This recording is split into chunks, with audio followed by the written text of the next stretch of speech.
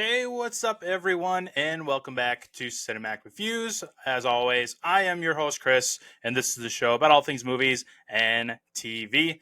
Today, we continue Fright Nights here on Cinematic Reviews with episode 3, which will cover Sinners, a film that just came out this past spring, actually, starring Michael B. Jordan, Haley Steinfeld, and Michael B. Jordan. That's right, we get 2 doses of MBJ in this film. It was directed by Ryan Coogler, who gave us Creed and Black Panther in the Marvel Cinematic Universe. I'm very excited to talk about Sinners. It's one of my favorite movies of the year, and I'm glad it can be a part of Fright Nights for 2025. We'll also cover a couple of reactions, one from Netflix and one from theater release. And then we'll end the show, like we always do, with some rankings. Couple of reminders at the top of the episode. You can watch the show every week at youtube.com/the cinematic reviews. You can also listen to the audio version on your favorite podcast listening service. Also, follow the show on all social media platforms, X, Instagram, and Facebook for any artwork, announcements, news, all that fun stuff. I do a lot of artwork and graphics for the show, so check out that. Follow the show and subscribe to the show. It helps it a lot, and I appreciate all the support over these past couple of years. It's been a fun ride for the podcast, and I have many, many more episodes planned for the future. So with that, let's head over to news and reactions for those 2 reactions that I will be covering today.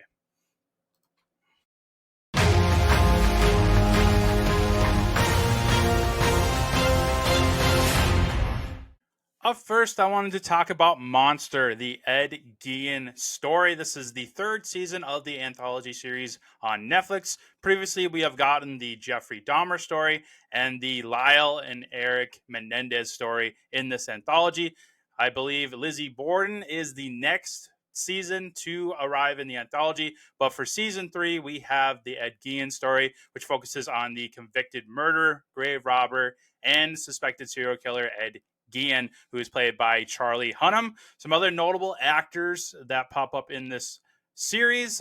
We have Laurie Metcalf, who you probably recognize as Aunt Jackie from Roseanne. She plays Ed Gein's mother, Augusta. We also get Tom Hollander, I believe is how you say it, as Alfred Hitchcock, the famous English director who directed Psycho, which has a very interesting link with the story of Ed Gein. I don't know how accurate that is. I didn't go too far into the accuracy of this show, but Psycho is a main focus in here as some parallels between the Ed Gein story and what Alfred Hitchcock put on screen in his famous movie Psycho. This is a series that I've been really interested in. I really love Evan Peters as Jeffrey Dahmer in season 1. We got Lyle and Eric Menendez. That big story was a step down from the Jeffrey Dahmer season, but it was still a pretty decent Netflix show to watch. And then we get the Ed Gein one, which a lot of people seem to be very excited about when it was being advertised the last few months, but I wasn't really into it. I'm not, and part of it is because I'm not too familiar with the Ed Gein story. I've read, I'm a huge movie buff, so I've read some articles about how this is where Alfred Hitchcock got his inspiration for the movie Psycho and some of the other movies that he did. But I just wasn't really into it. I was originally not going to watch this. I was kind of out of the anthology series for Netflix after the Menendez story, which I thought was, like I said, a huge step down from the Jeffrey Dahmer story, which was one of the best things that Netflix has done other than, Stranger Things and Cobra Kai. I really like that Jeffrey Dahmer series. Now, I know there's some people that disagree with me, but that's up to them. That is just how my view of that show was. I think it's one of the better series that Netflix has released. This one definitely did not really tickle my fancy, didn't really entertain me. I was honestly bored through a lot of this season. The only parts that kind of kept me entertained were the ones when Ed Gein ended up getting put into the asylum. So those scenes where he's talking to himself, and the way they filmed that was pretty cool because you thought that he was actually talking to other people, but it turns out he was just talking to himself. And that reveal towards, I think it was the middle of episode 7, was actually pretty well done. So I did enjoy that. But otherwise, I was pretty bored. The killings were kind of over the top and not really entertaining, more just gruesome to be gruesome. So this was definitely a low bar for me, and it just got even lower as the season went on. I'm giving this one popcorn bucket. I wanted to give it 0, but with the interesting twist, like I said, towards the end of the series where we get a full realization of his diagnosis. It's revealed that he has some form of schizophrenia, which is pretty apparent at the beginning of the season, or if you are familiar with the Ed Gein story. But this show definitely did not do it for me, so I'm going to give it one popcorn bucket on the scale. Definitely one of the misses of the year for sure, along with Smashing Machine, which I talked about on last episode, starring Dwayne Johnson. Switching gears, we've got another horror style to kind of keep with the theme of Fright Nights, and that is Him. This is the football film that came out back in, I believe, September. Let me pull up that date here. It came out on September 19th of this year. So that is another recent horror film that we've gotten this year. This one I liked quite a bit. I was pretty excited to finally watch this. I did not get a chance to see it in theaters. That's why I'm finally talking about it now. I ended up buying it on Fandango at home, one of the digital store purchasing sites. So but I'm a huge football guy. I have my own football podcast, if you did not know. So this is a movie that I was looking forward to, especially in the season of football right now with the NFL and college football going on. Marlon Wayans stars as Isaiah. He is the, I guess, Tom Brady of this universe, where he is the GOAT of the league that Cam is trying to join in as a rookie. He is a college sensation quarterback who has always idolized Marlon Wayans' character, and his dad was a big, Cam's dad was a big influence on him as well, because he loved the team, the Saviors, as they're called in this story. So I really enjoyed. It was a pretty wild story to tell. You could tell by the trailers that they were coming out that this is a pretty insane take on how professional football is. There's been a lot of theories over the years of how do these players come back from injury so quick and perform at a high level so soon.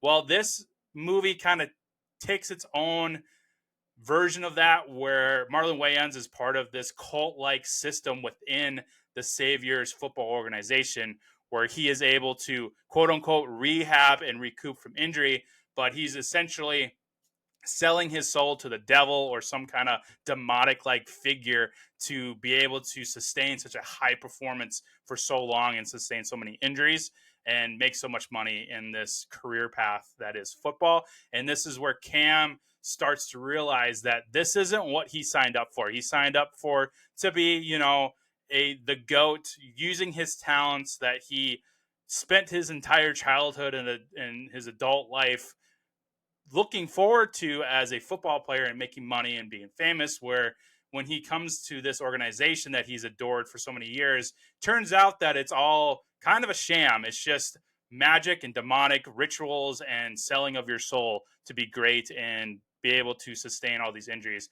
The effects in here are pretty cool. Like the training sequences are awesome with the different injuries that they players sustain. Like getting footballs thrown at their faces multiple times, where you're like, okay, that guy has definitely got multiple concussions. He's broken nose, broken jaw, but he's still able to go out there and play at a high level because of this demonic presence that is over this team. And then we have that awesome shot, which is one of my favorite shots of the movie, where Cam headbutts another defender, and the effects that they chose were really interesting. The director of this was Justin Tipping, but Jordan Peele was involved into some capacity as a producer. Unfortunately, he didn't direct this. I think this would have been a slightly better movie if Jordan Peele had directed this and written it himself. But the fact that his name is on it was kind of a selling point for this for me, because I am a huge Jordan Peele fan, on top of the football topic as well. But getting back to the scene that I was talking about, the effects that they chose to do, where it's this kind of heightened white light, where you can see the skeletons of these guys as they're breaking bones and tearing tendons and muscles. It was really an interesting aesthetic to add into this movie, and it added to the insanity that this entire universe is shown on screen. So I really, really enjoyed it. Looking at the popcorn scale, I am giving it 4 popcorn buckets on the scale. I thought about giving it 5, but I just couldn't because it kind of drags out uh, towards the middle there. Once the training gets over and they start going to some of these parties and outside the facility events, it kind of loses some steam a little bit until we get to the very end where Cam is presented the contract to take over the team from Isaiah after he beats the shit out of Isaiah, pretty much killing him and claiming his spot as the GOAT in the Saviors organization. When he sees kind of the council on the field in these weird animal masks and Isaiah's, I believe, wife there with the contract ready to basically jump ship from Isaiah, who is the past old veteran, into this new hot rookie, he realizes that this is not the team that he adored as a kid, and he ends up massacring all of them out of anger. He was basically groomed, which is another big reveal in this movie, where he wasn't chosen for his talents. He's been groomed since he was like 4 or 5 years old, and his father knew about it. So it was just a massacre on the football field with this axe-like tool that he uses, and then the sword that he cuts a bunch of people's heads off and rips out their chests with. It was pretty graphic at the end, but I think it was done very, very well. So I was very entertained by this movie. So I'm giving it 4 popcorn buckets on the popcorn scale. So that's going to do it for today's reactions. Let's head over to our featured film of the day, Sinners.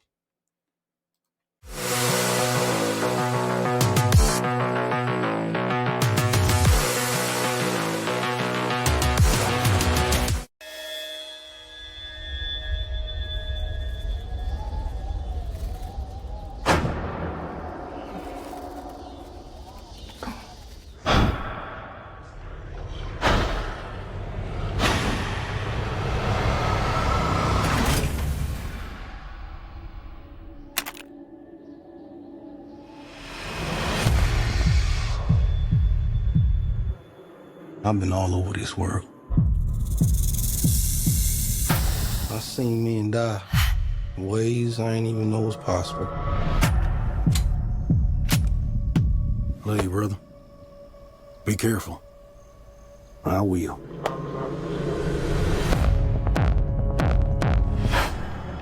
With all the things that I seen,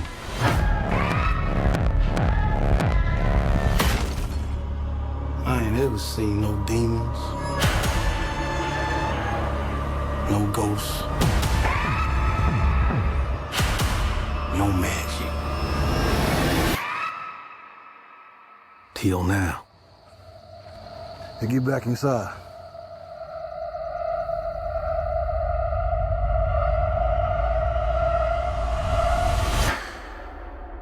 Let me in, man. Some weird shit going on out here. You keep dancing with the devil.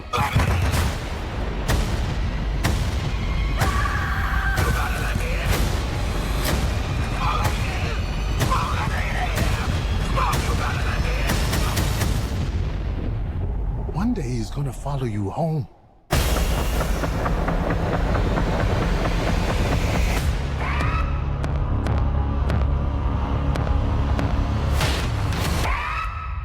So Sinners was released this past spring on April 18th, 2025. It does star Michael B. Jordan as both Smoke and Stack, the twins that lead this juke joint, which I had to Google to my embarrassment. I just didn't, for the life of me, know exactly what a juke joint was.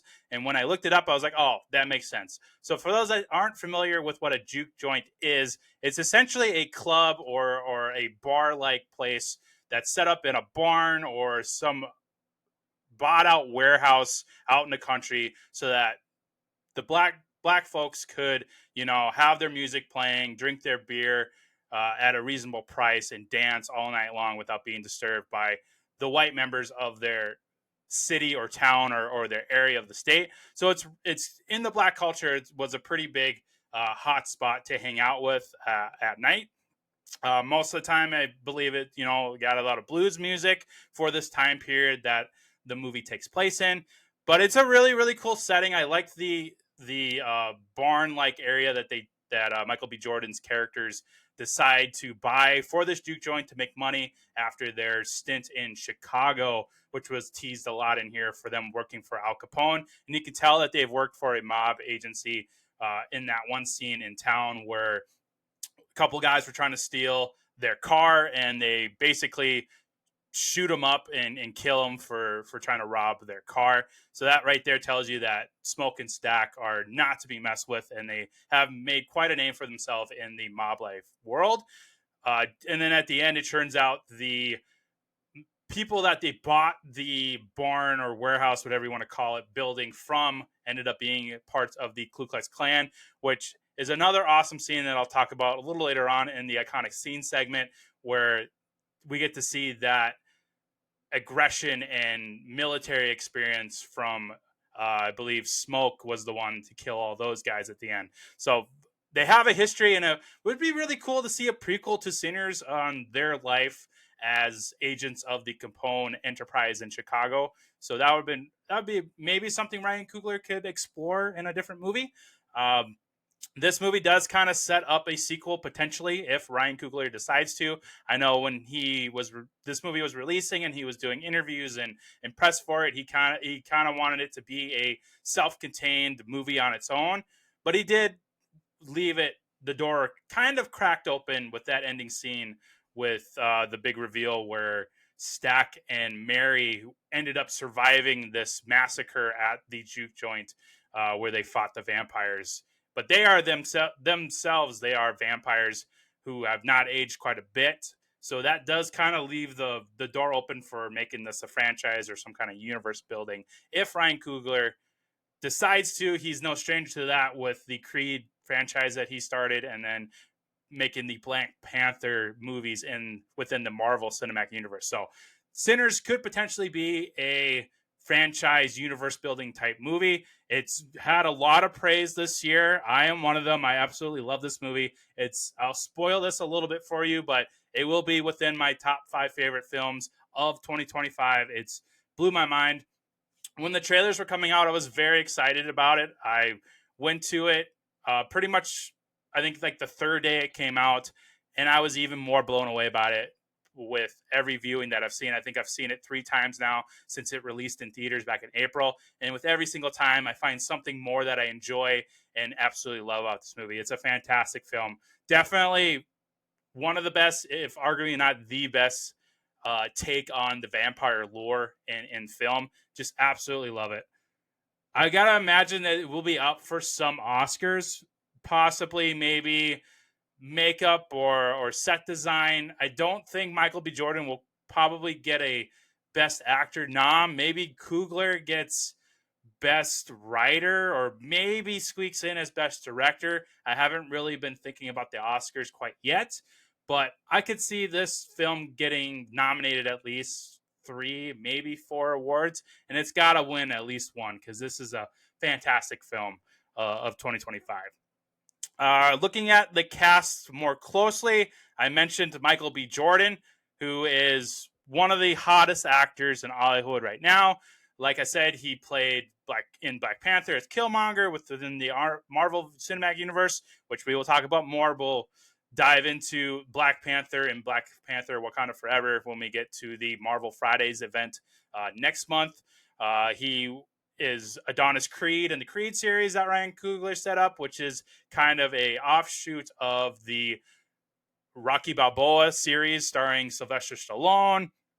One of his first big performances was Fruitvale Station, also directed by Ryan Coogler. So they have been together quite a bit. He's kind of the Leo to Martin Scorsese. That'd be Jordan and Coogler. So they're very bonded together in their experience with making movies, which is great. I love it when a director, has his guy. He has his dude or his lady that he likes to bring back and do multiple projects with, for sure. So that's a really awesome chemistry that they have built, and it definitely shows in Sinners with the effort and the attention to detail and the love that they have for the story that they're creating.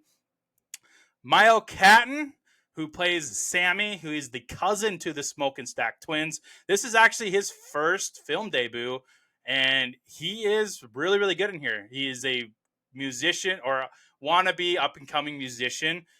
Very lovely voice, very awesome acting. He's got a very deep voice. I wasn't expecting that for a guy his age, but he was fantastic in here. I love him as Sammy.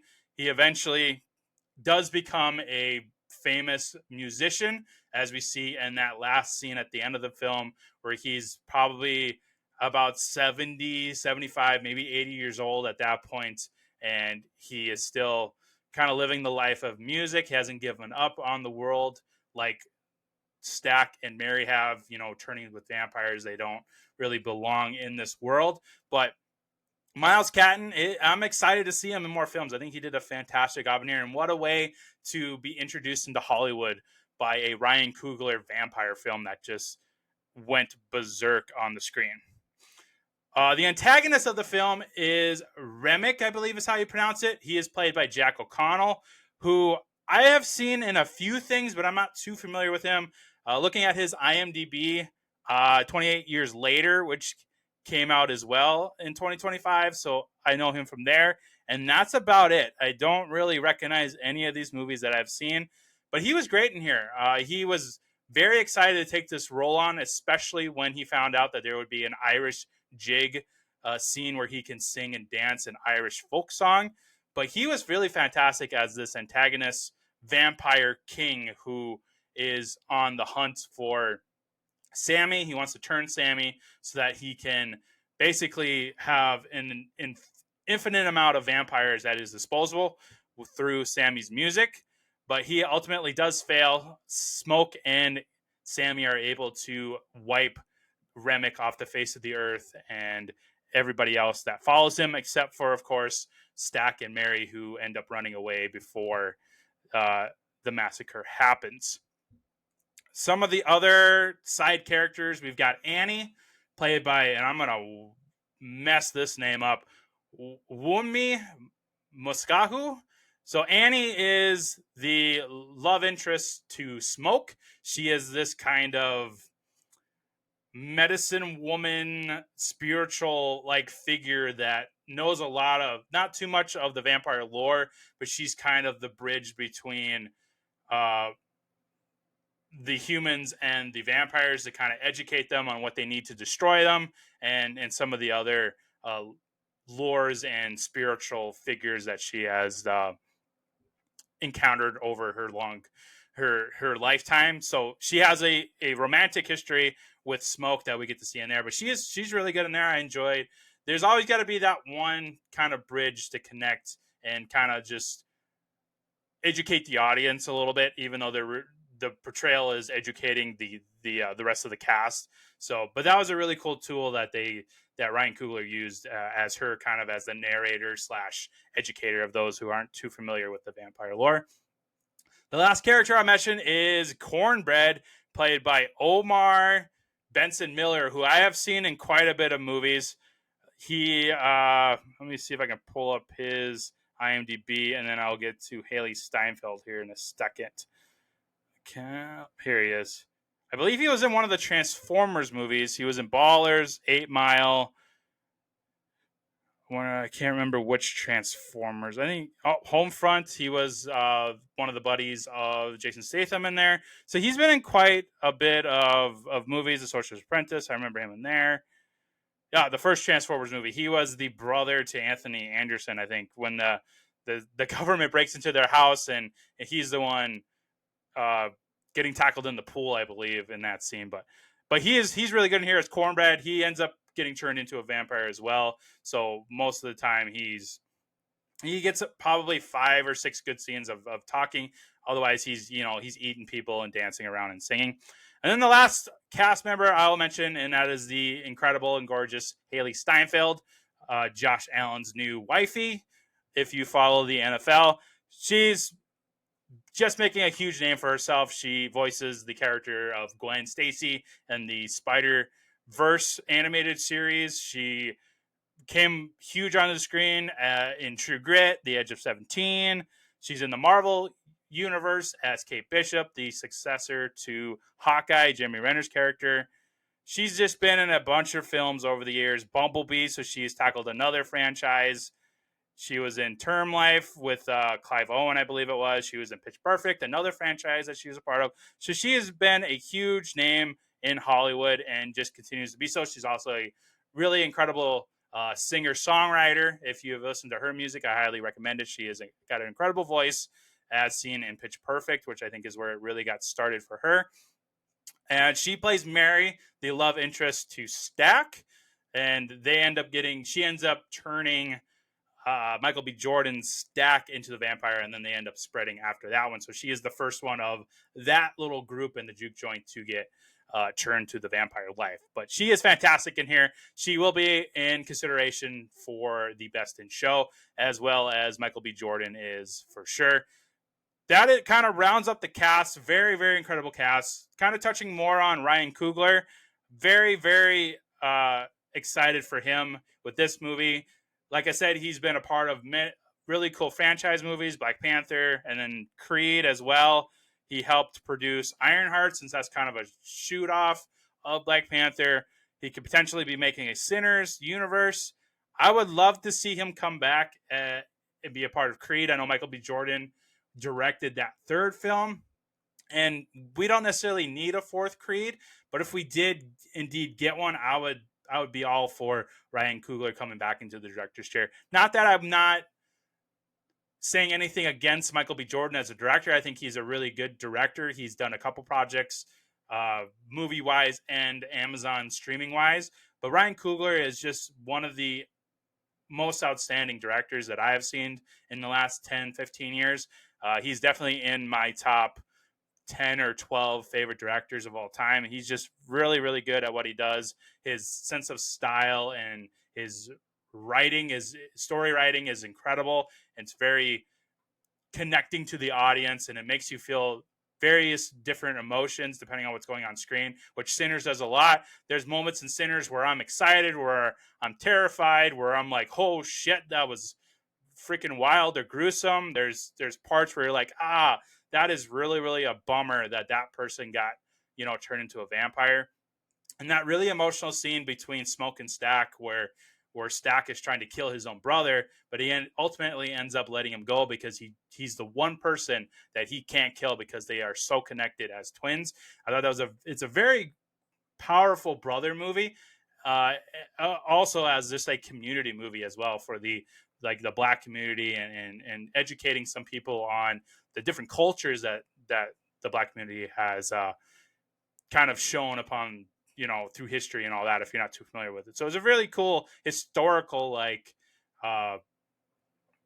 movie as well. Probably not what Ryan Coogler was aiming for, but I think it's a really interesting period piece if you want to look at it that way as well. But it's definitely a vampire movie. That is the leading topic of the movie, but I like to point out different ways that other people could probably enjoy it, and maybe some people enjoy this as a period piece for this time frame. But really, very well done. Looking at my notes, composer. Can't forget about the incredible composer for this film, and that is Mr. Ludwig Göransson, who you have probably heard me talk quite a bit on this podcast. He's been involved with many things. He's kind of Christopher Nolan's guy right now. With Tenet. He also did a Black Panther with Coogler, so they have been buddies. Oppenheimer, The Mandalorian, he did. Turning Red, Book of Boba Fett, more Star Wars that he has done. He's done so many different projects, so many different franchises. Creed. He even did some stuff for New Girl, that awesome series with Zoe Deschanel. Just a lot of all different projects he's been on. He's one of my favorite composers as well. So with him being attached to this film, makes it even more entertainment for me. So I absolutely love that Göransson has been kind of Coogler's guy as well as Nolan's guy. Switching gears a little bit, we're going to break down some scenes, go over some quotes, and then I've got some fun facts for you as well. So the scenes I wanted that kind of jump out to me that I like to label as iconic scenes, or they will be iconic later on down the road when this movie gets into, the 5-year, 10-year phase of it. So the first scene I have on here is probably one of the most important scenes, like technically or visual effects wise. And that's the scene where Smoke and Stack are passing a cigarette and lighter to each other. From the research that I have seen, and I think I have one of these in the fun facts part of the show, that was a very difficult scene to do. And they use a combination of different VFX shots, different techniques digitally. They use stunt doubles. They did a lot of coordination on where Michael B. Jordan needs to stand at what time, when he needs to place his hand, when he needs to say what. It was a very, very important shot for them to get right, because you have two Michael B. Jordans interacting with one another on screen in real time. So I had to put that one on there, because seeing two Michael B. Jordans on screen is going to be very iconic in the future. The next scene I have is Sammy performing at the juke joint with his awesome guitar and his very incredible voice. I think that he could have a musical or a couple musicals in his future. He's got a very, very good voice. I love the scene. I love the kind of the historical figures through musical time coming through, both, past and present and future, with, the electric age and all that. That was really cool to see those very famous black musicians through time do the different phases of music. We also get a really cool effect on how everything kind of slows down. We get some cool camera angles, upside, downwards, diagonal. It was really cool how Coogler envisioned this in his head and how they shot it. It was very kind of the best thing I could probably compare it to is like Euphoria, where it's kind of like this hypnotic experience where you're on like LSD or something, where it's just bright colors, loud music, and then very, very dark colors, quiet sounds, slow motion, not a whole lot of sound. It's kind of 100 things thrown at you in like a matter of 2 to 3 minutes, and it's really, really well done. One of my favorite experiences in a movie. The next thing I got is Mary turning Stack into a vampire. This is where you really get a feeling of the gruesomeness that Coogler is going for in this movie. So Stack and Mary, they've been fighting with each other for the first part of the movie, where Stack doesn't want to be with Mary, but Mary is clearly in love with him, and Stack is obviously in love with Mary, but he doesn't want to admit it, or he doesn't want to suck her into his mob life or whatever life that he's trying to protect her from. But he does admit that he does love her. They end up going into one of the back rooms and having sex.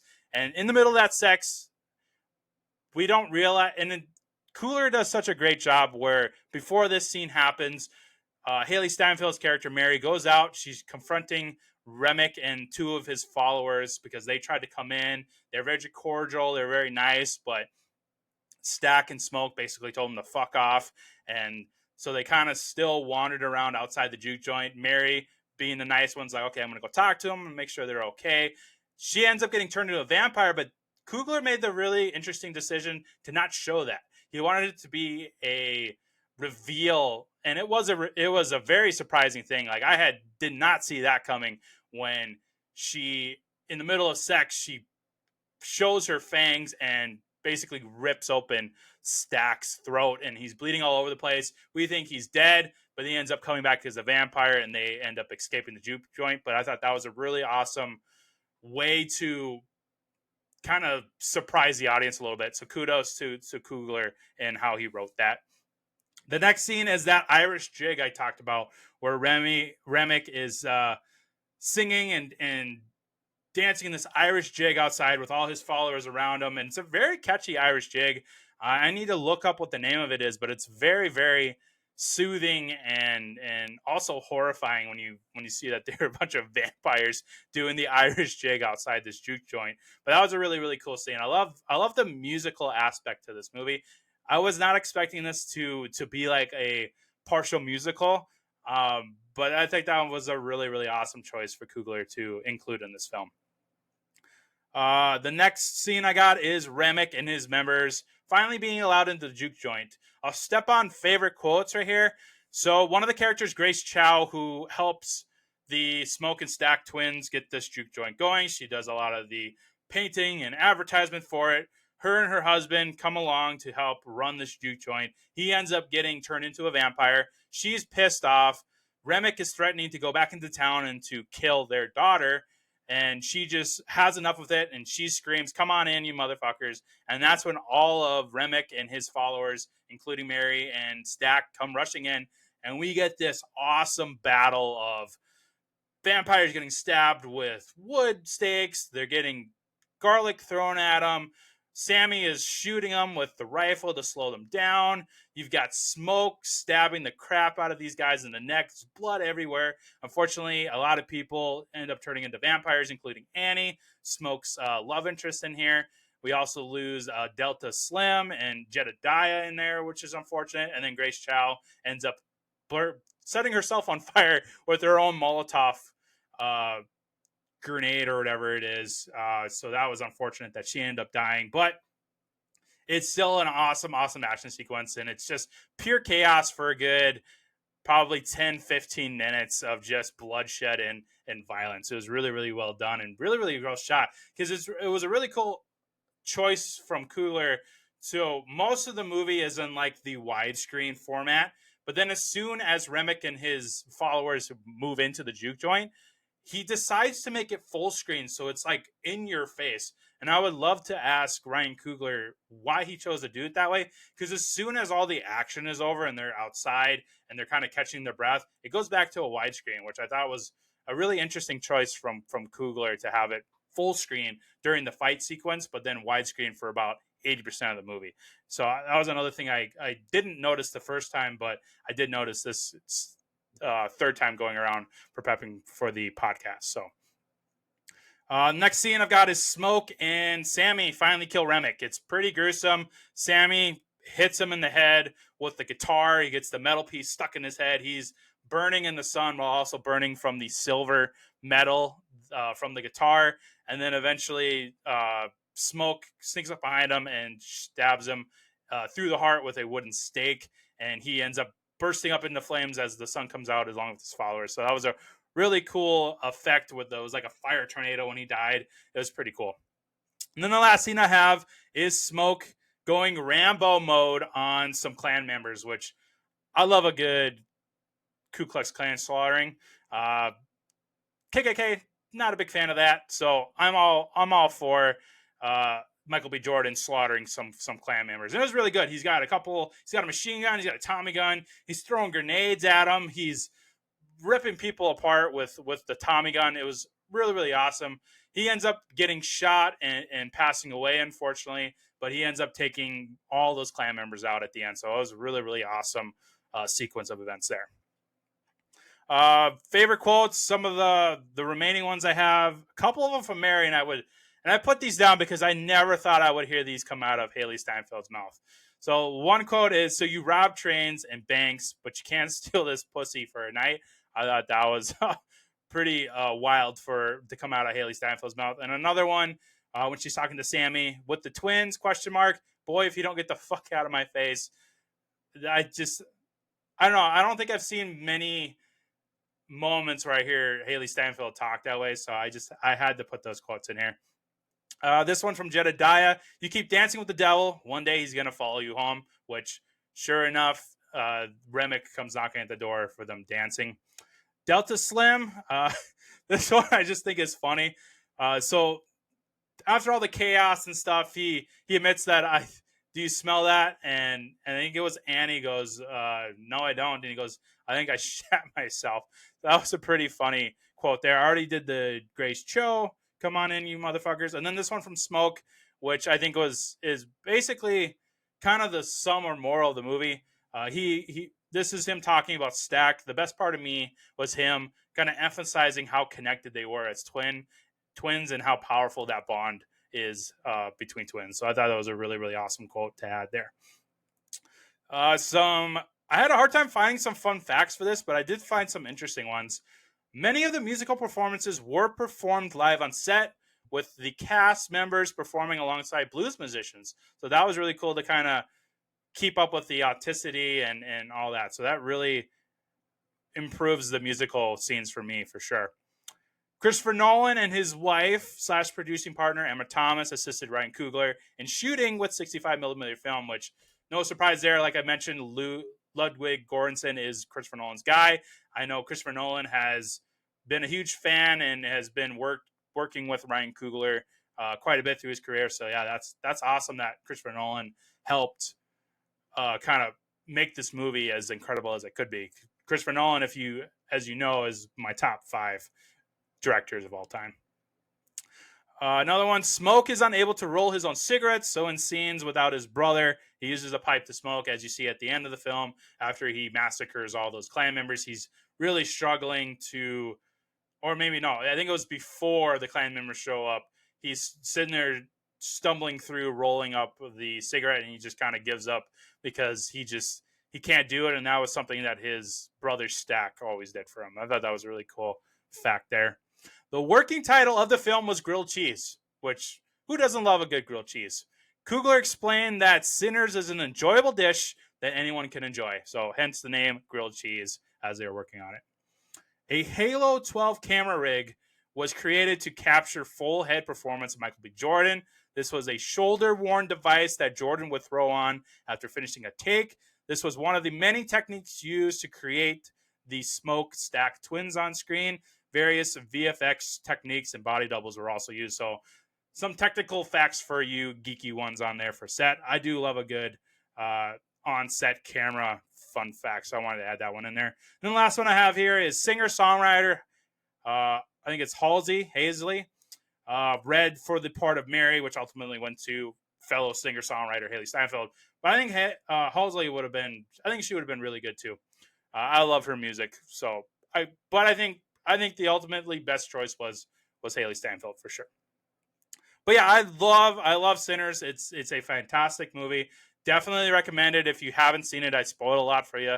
If you haven't seen the movie yet and you're listening to this podcast, but it's such a really, really awesome and unique experience in the vampire genre. We don't get very many vampire films now. You know, Twilight was a big phase in the early 2000s. We had a couple of Blade movies. We've had the Underworld franchise go through, and we have some other ones. I think the newest one before this would have been like Nosferatu, and I know True Blood was a big HBO phase, but I never really got into that show. So this is definitely one of the best, if not arguably the best version or take on the vampire lore, and I absolutely love it. So to finish up the show today, we're going to head over to rankings, and we're going to rank some stuff.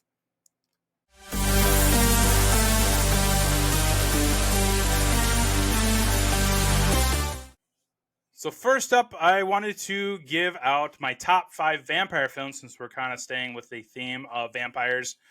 So number 5, I've got Nosferatu, the 2024 version.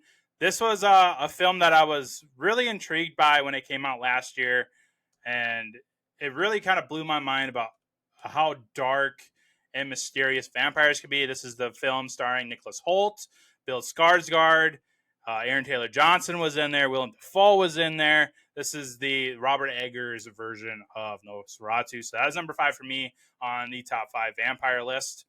Number 4, I've got Van Helsing, which I think is a very underrated movie. This is the Hugh Jackman Van Helsing movie, starring alongside, I think it was Kate Beckinsale and some other actors that I'm not too familiar with. But basically, Hugh Jackman, Kate Beckinsale. I think Richard Roxburgh played Dracula in that one. Frankenstein pops up in there. It's got quite a hodgepodge of Dracula, Van Helsing lore characters, but it's a really, really underrated film, I think. I think they've talked about doing a sequel for many years, but at this point, it's probably just left as a one-off, but it's a very, really good. It's not the best as in like CGI quality, if I remember right, and I haven't seen it in a couple of years. I should watch it again, but I always enjoyed it. I loved Hugh Jackman, and I love his take on Van Helsing, so that one's definitely in my top 5 for vampires. Speaking of Kate Beckinsale, Underworld, the first one, is at number 3. Now, it's such a huge franchise that turned into. It kind of gets a little wonky with the timelines throughout it, but I absolutely love the Underworld universe with the vampires and the Lycans and all that. Scott Speedman's in there. Kate Beckinsale, like I said, is in there. Michael Sheen pops up in there. Bill Nye pops up, and I think pretty much all of them. But this is a very, very entertaining franchise nonetheless. Kate Beckinsale plays Celine. She is a vampire warrior that ends up falling in love with a werewolf, and they end up having uh, interspecies relationships, and so they're being hunted. There's a huge war between the vampires and the werewolves happening in our modern world at the time. I think this one came out in 2003. So this was a pretty big franchise in the early 2000s, alongside like Resident Evil, which I think was around this time as well. So it's got that kind of Resident Evil vibe to it. But I really enjoyed the Underworld series. So I got the first film at number 3 there. Number 2, I got to go with my man Blade, Wesley Snipes. This was the first like superhero movie in the Marvel universe, I think. This one came out in 1998. Wesley Snipes plays Blade, the Marvel half vampire hunter who can basically walk among the light and all that. I think they're called daywalkers, if I remember right. I haven't seen it in a while. But yeah, this is a surprisingly very entertaining trilogy for the Blade. Blade, I think it was Trinity with Ryan Reynolds, kind of took a dive into the quality of the trilogy, but Blade and Blade 2 are really really iconic, and I absolutely love Wesley Snipes' version of Blade. We got to revisit that in Deadpool and Wolverine when he pops up in there for a few scenes as Blade. So got that one at number 2. And then number 1 is Sinners, because of everything I've already talked about on the podcast today. It's one of the best, if not the best, vampire takes in film history. I absolutely love Coogler's vision of vampire lore and how he executed it. I love the cast. Michael B. Jordan did a fantastic job at bringing twins to life, and it's the violence and the gruesomeness of the vampire part of it with all the fighting and the turning was really really cool. So that is my top 5 vampire films. I'll post those on social media at some point.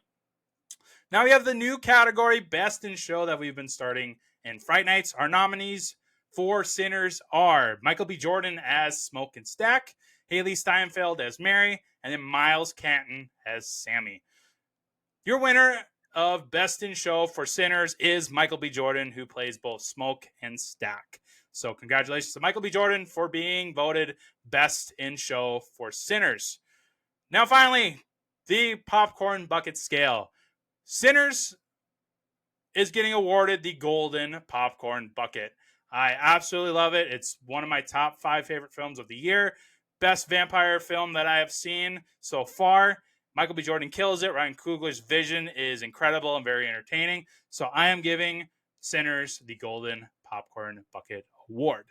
So that about does it for today's Fright Night episode. Tune in next week for Sinister. Very excited for Sinister. One of my favorite horror movies to watch during the spooky season of October. So get ready for some Ethan Hawke and some Sinister takes. So also, we'll be releasing the Tron Ares review episode within the next couple days. I had a very, very fun time with Tron.